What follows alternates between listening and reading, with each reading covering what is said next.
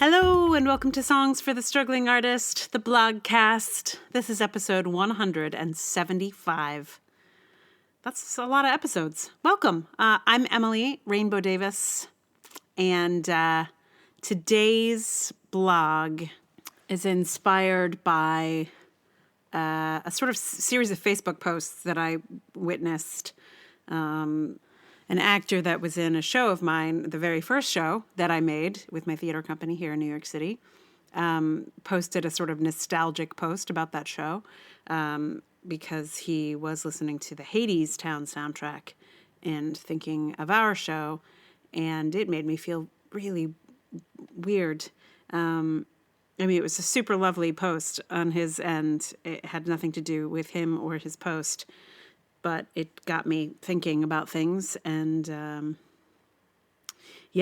so and the title of this piece basically because it became out because I was talking about this sort of weird feeling that I had about it.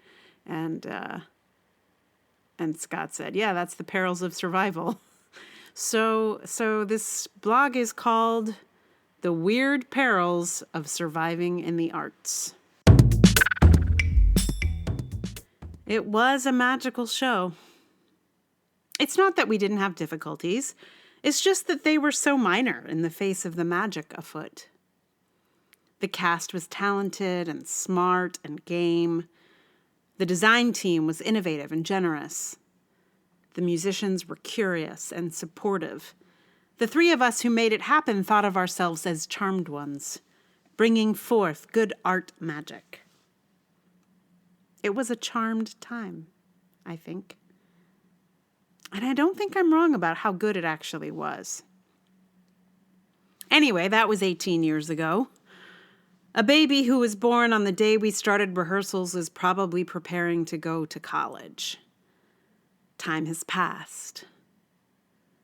But for me, it still feels quite fresh.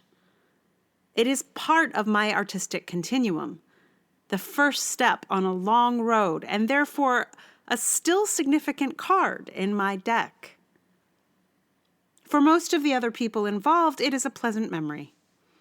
It is a show they did in that perhaps brief period of making a go of theater in New York at the dawn of the century. It has become a bit of nostalgia, something to tell their kids about. Since that show in 2002, at least 18 children have been born to people involved in it. A few of those people have remained in theater, but have moved to other parts of the country. As far as I know, I am the only one left of that 22-person team doing theater in New York. And even I have scaled way back.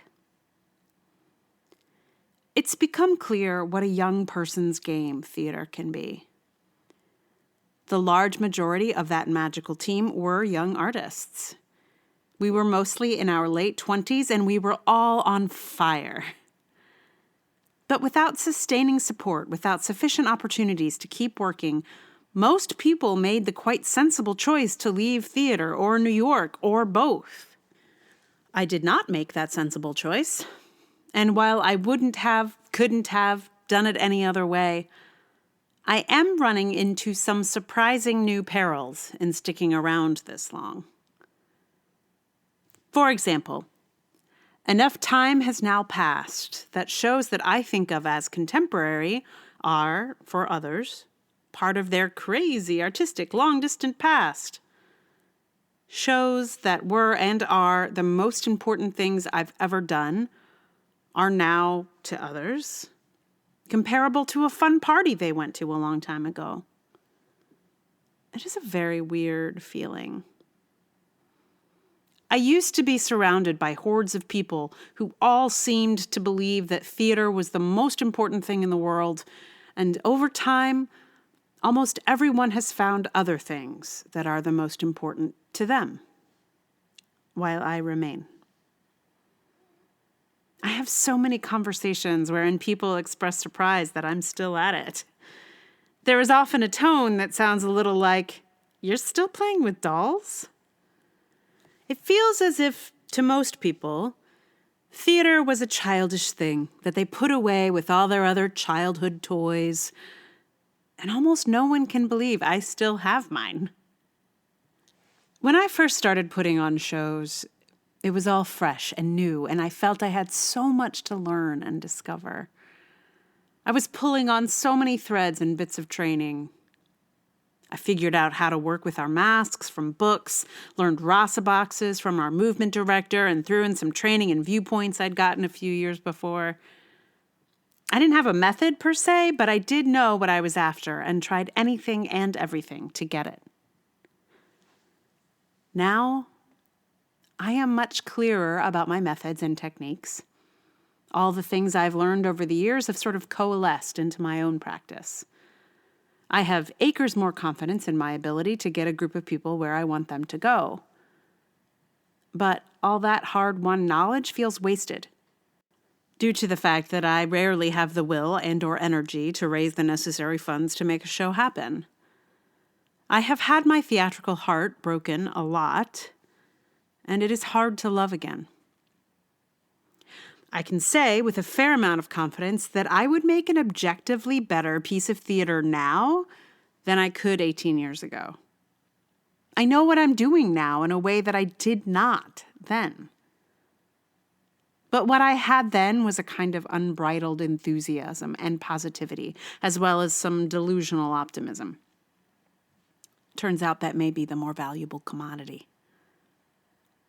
Let's say you met a genie who told you he could give you either endless unbridled enthusiasm for your work or highly evolved skill and knowledge.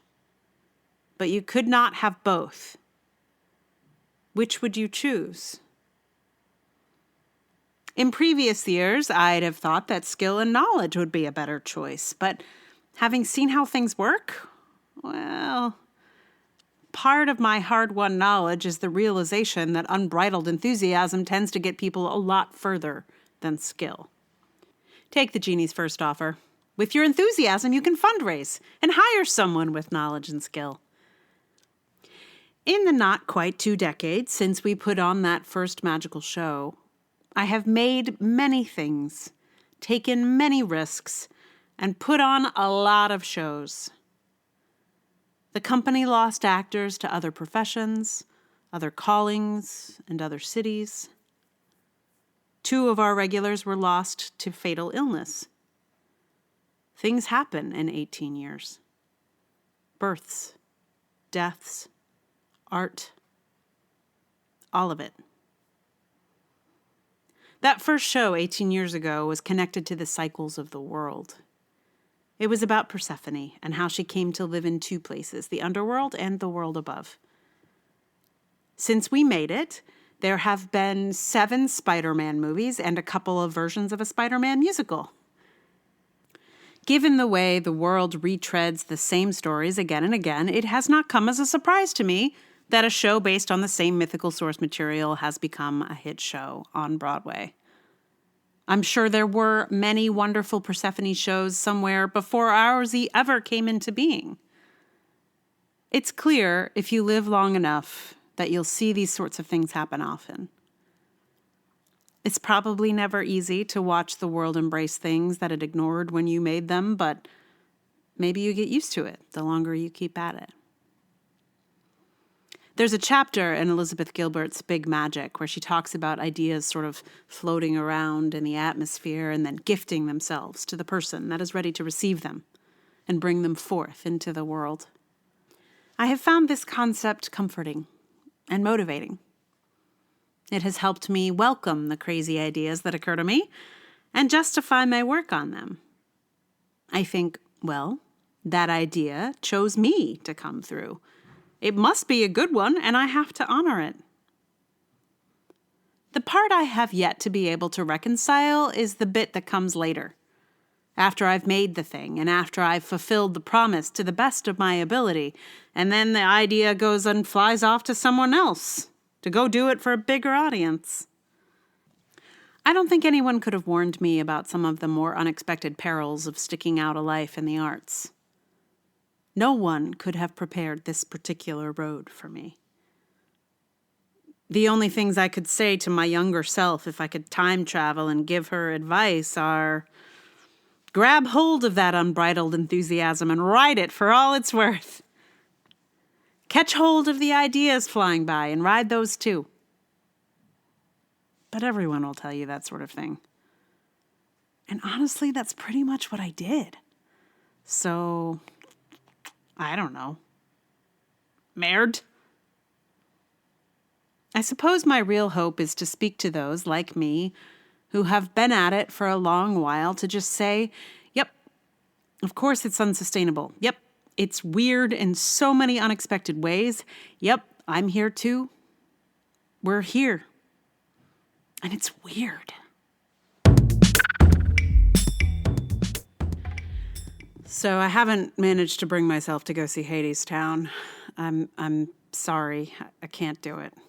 I mean, if someone gave me a ticket for free or for $10 or even for $20, I would go, but I can't bring myself to pay for it. Like the big bucks, which is what you need to go to the Broadway. Anyway, tell me how it is, or don't. Actually, it's fine. You don't need to tell me anything about it.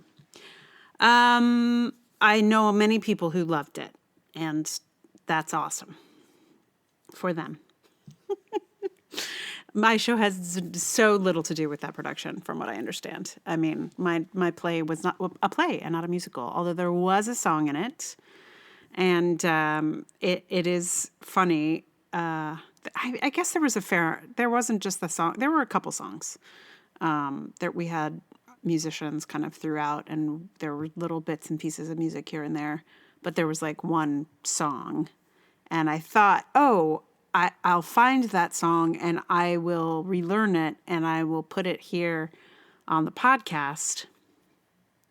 And this is where just a cascade of like tech issues fell down before me because, okay, so we made this show in 2000. We started working on it in 2001, put it up in 2002, and all of the tech has changed so dramatically. So so I was trying to find, maybe there's a chord chart in there somewhere, or maybe I have an MP3 of the music. An MP3 in 2001? Forget about it.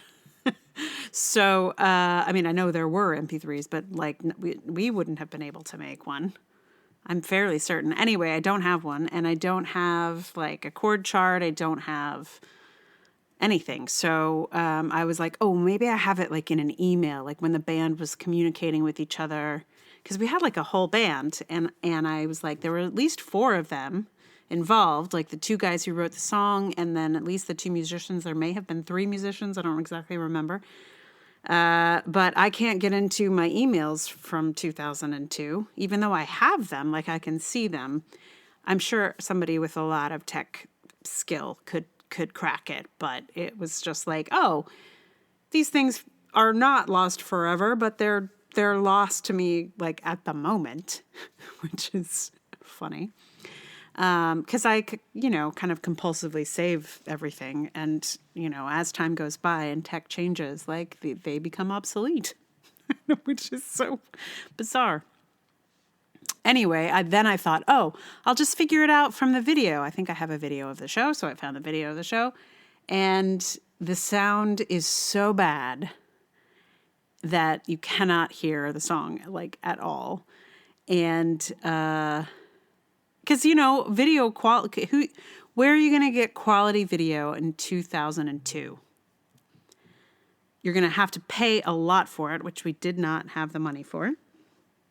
So, and the camera was set up right next to the band. So basically the band is drowning out the song, and it's sort of overloading the microphone on the camera. So yeah, I can't hear the song at all. And my memory is such that I cannot actually, I think this is, I think I could piece little pieces of it together.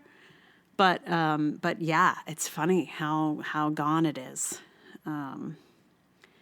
If you're listening and you have those chord charts and that song, please send them along. I'd be so curious to hear it.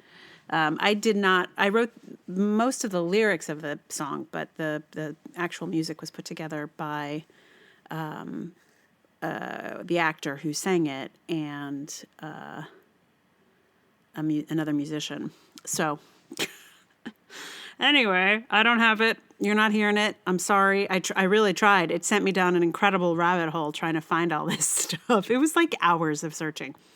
But instead, what I'm going to give you is a song that I wrote around the same period, sort of in the same time zone. And interestingly, it might have been written a little bit later, actually, but I feel like it shares a kind of optimism that the play also had that I don't tend to have anymore. I mean, my work usually ends fairly well. Like, I don't tend to end with a tragic, I don't kill everybody off usually. But it's certainly not the hey, happy ending anymore. Yeah, I think that might be age. I don't know. But anyway, this song is sort of similar also in its spirit of looking at an archetypal figure and writing from her perspective, sort of. So it's a fairy tale song. It's called Sleeping Beauty. I cannot believe that I have not recorded it before. I looked and looked, again, a little tech search, and apparently I have no other recordings of the song, so it was time. I feel fairly certain I used to sing it with a friend of mine, with Bethany, I think, or Christine, or maybe both. But apparently I did not record such a thing, because I cannot find it. So we have this brand new recording of me with just me singing. So that'll be in just a moment. That's, early century, vintage Emily Davis. So we're getting 2 original songs in a row this podcast season. How do you feel about that? And they're both from 2001, 2002-ish, I would say. Yeah. So I'm going to give that song to you in just one moment. Meanwhile, if you like the podcast, please tell someone about it. Share it on the social medias. Give us 5 stars in the iTunes and any other podcast apps you got. Also, if you want to support the podcast with some dollar bills or whatever currency you've got, the best place is on Patreon. So that's a sort of continuous support. That's patreon.com/Emily R. Davis. There's also Ko-fi and PayPal for a more kind of one-time kind of donation situation.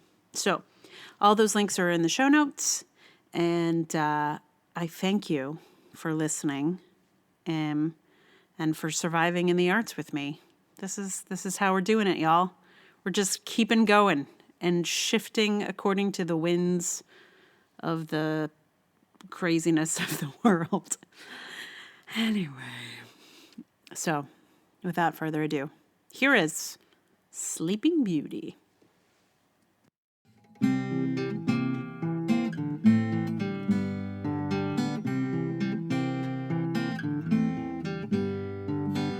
Sleeping Beauty in her tower, getting older by the hour.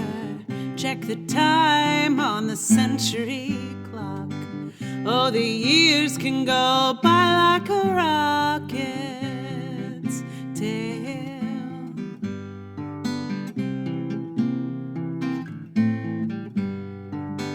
Sleeping Beauty on her throne.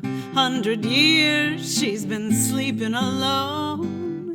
In her dreams the world wax and wanes. All the styles, all the books, all the rages change.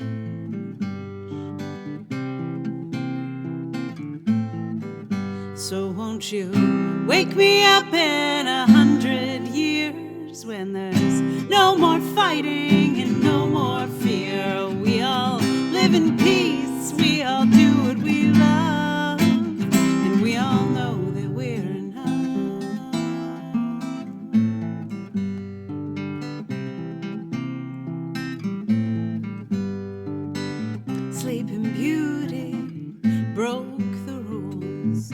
all told her not to touch those tools. They're old-fashioned, they're simple and weak. They won't provide all of the answers you seek.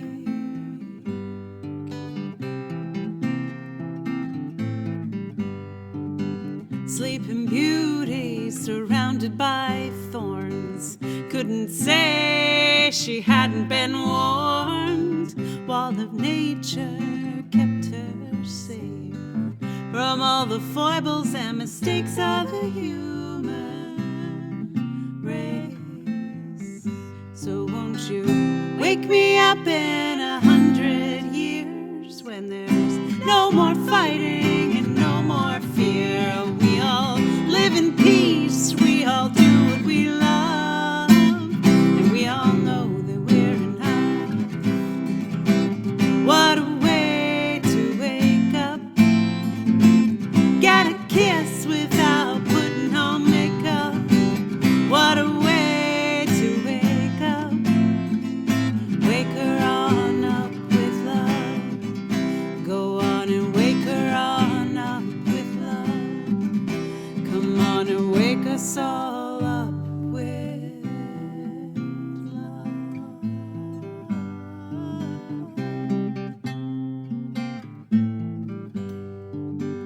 Sleeping Beauty woke to find all of history had been in her mind. She's looking right in the face of love. So much faith, so much grace in the eyes above.